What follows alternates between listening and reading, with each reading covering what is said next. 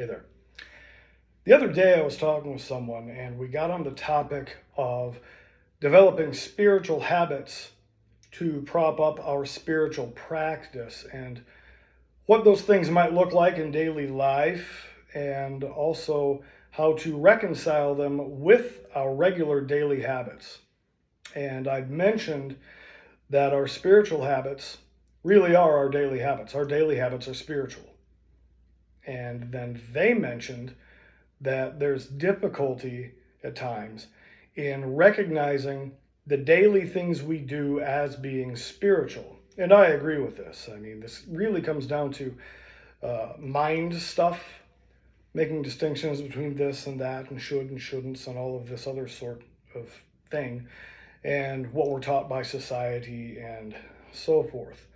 But I said, imagine that you're outside a building looking at a door.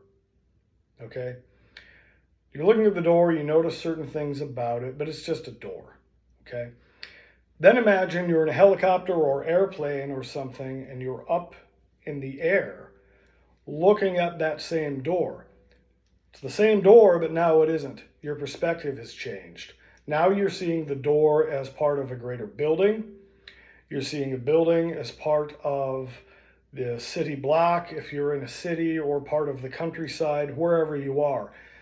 As you extrapolate that out ad infinitum and keep going bigger, your perspective changes to the point where these distinctions we'd made when differentiating between this and that become far less concrete, far more blurred, and eventually they fall away altogether. Our perspective is what holds our perceptions. We don't have to stand there in front of the door with our fucking nose to it with a magnifying glass trying to find all these little different things about the door. Sure, you can do that, and you'll notice some things will be a little different. But fundamentally speaking, that's still the same door you were looking at before. If you change your perspective, however, the perceptions automatically change. Okay?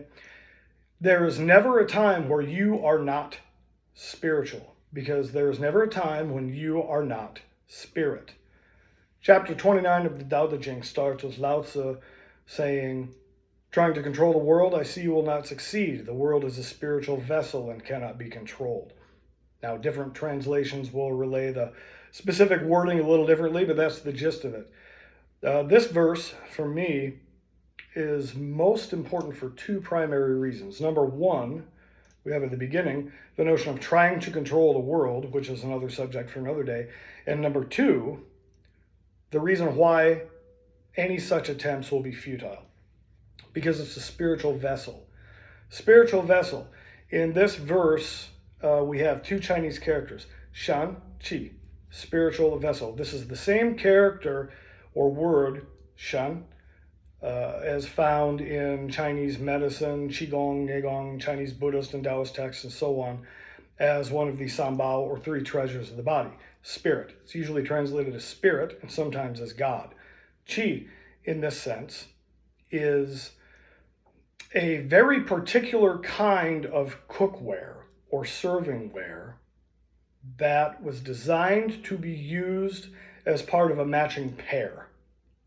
Okay, so you could think of maybe a matching pair of bowls, a matching pair of cups, or whatever, serving trays, whatever it is that makes sense to you here. The idea is that it's used along with its corresponding match. In this case, the world, Earth, matches with heaven. Another representation of the Sanbao, the three treasures, depending on the context, is Tian, Ren, Di. Heaven, humans, earth. You have heaven, you have earth, you have the celestial, you have the terrestrial, and you have the humans in between. That's because humans are both terrestrial and celestial, mortal and immortal, earth and heaven. You can't not be spirit. All our physical body really is congealed spirit. Therefore, whatever you're doing is inherently spiritual. The difference is whether or not you recognize it as such, and that difference comes from the distinctions we make about things, the language we use to define things, and our perspective and perception. Again, how we choose to define the things we do or don't do. Okay? In chapter 22 of Zhuangzi, Master Zhuang is asked this thing called Wei, Tao, where is it? And he replies, basically, there is nowhere it is not. A short line of deductive reductionist inquiry follows, which concludes with Zhuangzi saying, it is in the piss and shit. Now, if this one power, this one source that is continuously manifesting and unmanifesting as the 10,000 things, the myriad things in myriad ways, is also the piss and shit, then it's in you, in your daily world, and the events thereof. So any practice can be spiritual for you if you decide to make it so and see it as such. I'm not saying not to set aside particular times and devote time and energy to things like meditation, qigong, neigong, yoga, tarot, yi jing, whatever it is that you do. I do those things too. I think that's very helpful.